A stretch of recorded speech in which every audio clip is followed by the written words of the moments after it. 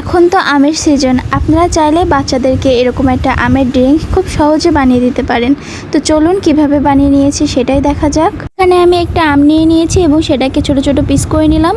তারপর এখানে ব্লেন্ডারে আমি যতজনের জন্য বানাবো ঠিক ততটা পরিমাণ আমি দুধ নিয়ে নিয়েছি।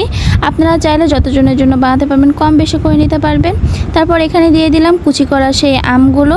তারপর দিতে হবে কিছু পরিমাণ চিনি। আপনারা মিষ্টি বেশি খেতে চাইলে মিষ্টি বেশি দিতে পারেন। আমি এখানে 3 থেকে 4 চামচ ইউজ করেছি।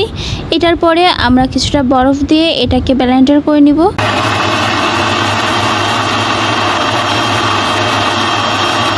এই ব্লেন্ডের কাজটা কিন্তু অনেকটা সময় ধরে করতে হবে, তলায় দলা পেকে থাকে, মানে আমগুলো আস্তে আস্তে থেকে যায়। আমি এটাকে খুব ভালোভাবে ব্লেন্ড করার পরে এরকম একটা ঘনত্ব চলে এসেছে। এর ভিতরে তবুও আমের কিছুটা দলা ছিল, যেগুলো গালে পড়লে অবশ্য ভালোও লাগছিল।